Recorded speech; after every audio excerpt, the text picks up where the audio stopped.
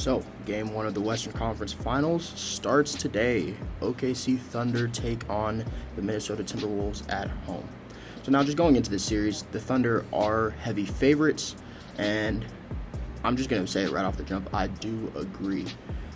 Breaking down the series, I think both stars will definitely put on a show. Ant-Man versus Shai will be generational, and I've seen ESPN and other outlets pushing this next face of the league, battle of the young players, and whoever wins this will become the next face of the league. And honestly, I would agree. I think this series is going to determine a lot about the future of the NBA and the direction it goes in.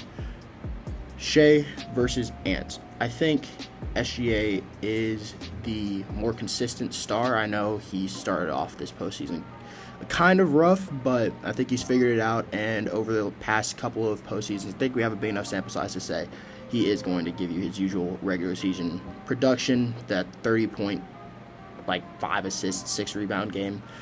I think that's what we can expect from Shai, maybe 1 or 2 big games here and there, but I don't think we need to worry about his consistency. And not to say that Ant-Man isn't as consistent. I think he's a bit more prone to having his inconsistent shooting games at this point in his career. I think we've seen that over the past 2 series, but I think overall it will still be a case of these two stars will neutralize each other on offense, even though Shai is the better player. I think production-wise they will probably neutralize each other over the series. I hope they guard each other. That's another thing. Like stars did back in the day, I think this series has the most potential of that happening, since both are great defenders. You don't need to hide either on defense, and they both play essentially the same position. So hopefully we get to see that. I don't know if we will, though. I think if you just want to put your best perimeter defenders on each other's stars, I think Alex Caruso will get that Anthony Edwards matchup, and Jaden McDaniels will probably get that Shai matchup. But we'll see. We'll see. I hope we see it, but I don't know. Now, this series will probably come down to the others. Actually, it will most definitely come down to the others if we get the consistency that I think we expect to see from the star players. And specifically, it will be about the second options. Randall versus Jaden Williams. J-Dub. So, obviously, Randall's been way, way more consistent than J-Dub. I mean, way more consistent. Randall's been amazing this postseason, and he's just been the better number 2 option.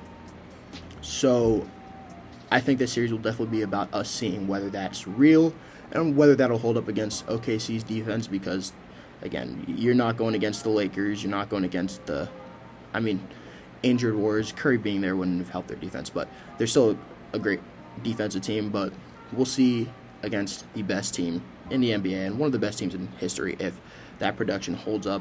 My prediction, I think he'll struggle a bit more this series, man. I'm not gonna lie. I think the Thunder have more bodies to throw at him. I think Lou Dort might have that assignment, or at times, and I think maybe Chet or Isaiah Hartenstein will probably switch on to him at times, and those are just maybe not better defenders than Draymond, but those are just big bodies, very strong players, and they just have so many defensive weapons. I think they have enough to slow him down and make him struggle quite a bit more in this series.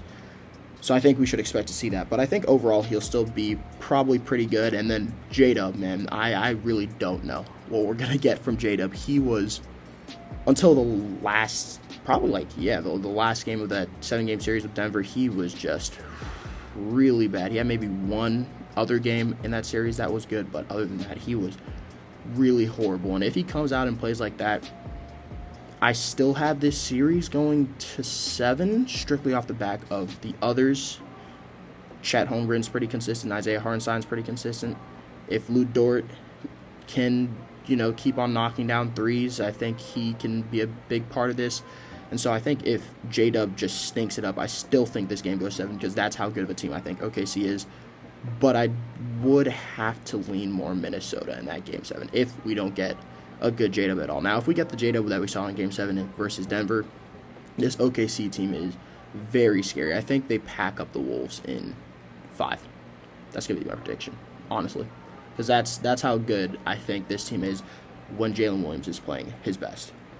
So That's a big if, though. So we'll see. We'll see if he comes with his best, and if not, this will be a very interesting series. If he does, I think it's over in 5 or 6 games. Now, it's really hard to determine how good of a team the Wolves actually are as well. I know a lot of people are very high on this. I know a lot of people are very high on Ant-Man, Randall, all that. Want to see a Knicks-Wolves finals, which would be cinema. The storylines there they write themselves. But I don't know. I know that they either split or OKC won their season series 2-1, something like that. So maybe these teams are close, but like I don't know. For me, I'm just not as high on this Wolves team as I think other people are. I do think they do have a great team. Obviously, Mike Conley and the Edward J. McDaniels, Julius Randle, Rudy Gobert's had his game or two as well, and defensively they're amazing. I think this will definitely be a battle of defenses, but offensively, I don't know if I really trust them all that much. They haven't had a great offensive game yet. Like a truly phenomenal offensive game for all 4 quarters of a game. I don't think we've seen that from them yet this postseason.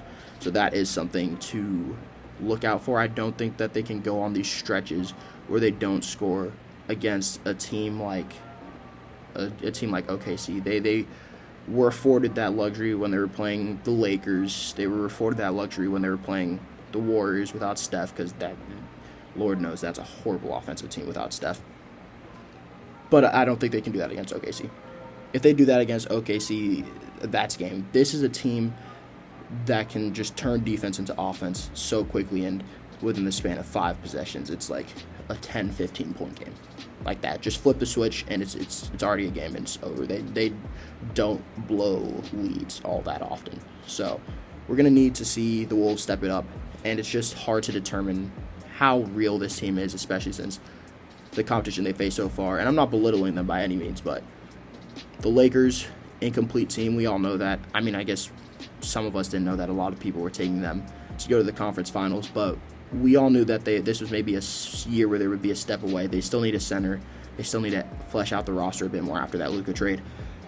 So the Wolves packing them up in 5 wasn't too surprising if you really analyzed it.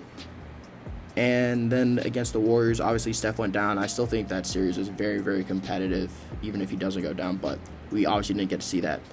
So it's just hard to determine how good of a team they are, and I just don't think they're as good as everyone is saying. I think OKC has a higher ceiling, and I think overall that they're the better team, but that's, again, not to take away from the Wolves. I still think the Wolves are a great defensive team, pretty good offensive team.